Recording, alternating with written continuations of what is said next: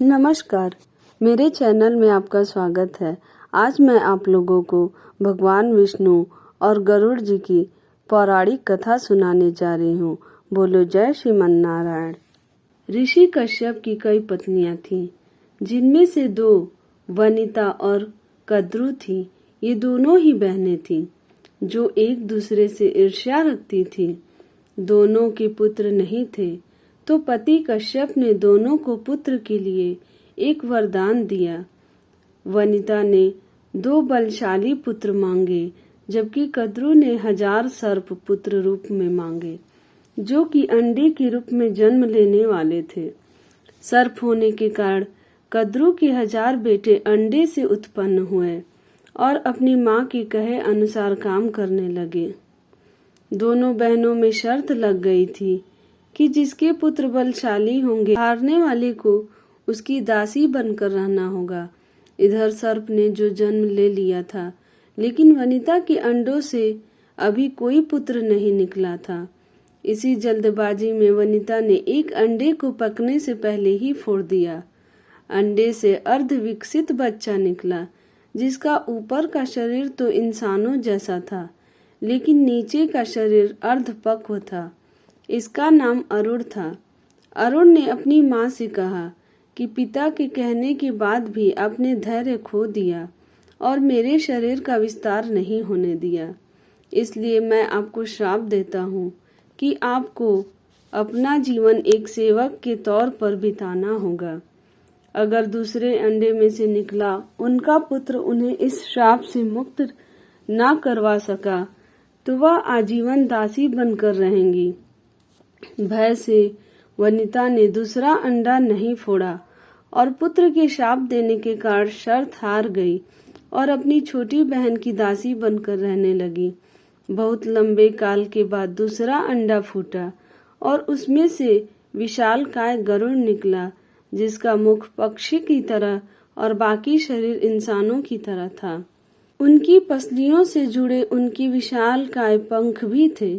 जब गरुड़ को यह पता चला कि उनकी माता तो उनकी ही बहन की दासी हैं और क्यों है यह भी पता चला, तो उन्होंने अपनी मौसी और सर्पों से इस दासत्व से मुक्ति के लिए उन्होंने शर्त पूछी। सर्पों ने वनिता की दासता की मुक्ति के लिए अमृत मंथन से निकला अमृत मांगा।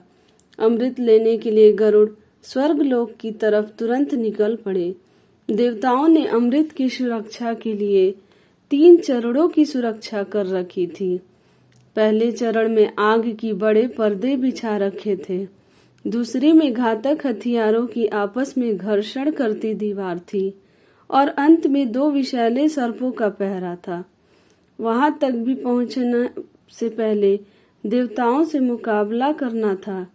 गरुड़ सबसे भिड़ गए और देवताओं को बिखेर दिया। तब गरुड़ ने कई नदियों का जल मुख में ले पहले चरण की आग को बुझा दिया।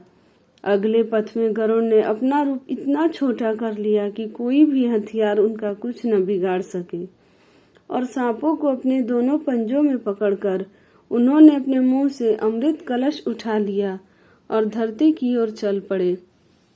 लेकिन तभी रास्ते में भगवान विष्णु प्रकट हुए और गरुड़ के मुंह से अमृत कलश होने के बाद भी उसके प्रति मन में लालच न होने से खुश होकर गरुड़ को वरदान दिया कि वो आजीवन अमर हो जाएंगे। तब गरुड़ ने भी भगवान को एक वरदान मांगने के लिए बोला, तो भगवान ने उन्हें अपनी सवारी बनने का वरदान मांगा। इंद्र ने भी गरुड़ को वरदान दिया कि वो सांपों को भोजन के रूप में खा सकेंगे।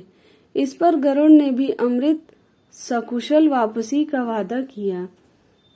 अंत में गरुड़ ने सर्पों को अमृत सौंप दिया और भूमि पर रखकर कहा कि यह रहा अमृत कलश। मैंने यहाँ इसे लाने का अपना वादा पूरा किया और अब यह आपके सुपुर्द हुआ, लेकिन इसे पीने के आप सभी स्नान करें तो अच्छा होगा। जब वे सभी सर्प स्नान करने लगे, तब वहां अचानक से भगवान इंद्र पहुंचे और अमृत कलश को वापस ले गए, लेकिन कुछ बूंदें भूमि पर गिर गईं, जो घास पर ठहर गई थी। सर्प उन बूंदों पर झपट पड़े, लेकिन उनके हाथ कुछ न लगा। इस तरह गरुड़ की शर्त भी पूरी हो गई और सर्पों को अमृत भी नहीं मिला। बोलो जय श्रीमन नारायण। अगर आपको मेरी यह कथा अच्छी लगी हो तो मेरे चैनल को लाइक करें, सब्सक्राइब करें, शेयर करें और कमेंट में जय श्रीमन नारायण जरूर लिखें।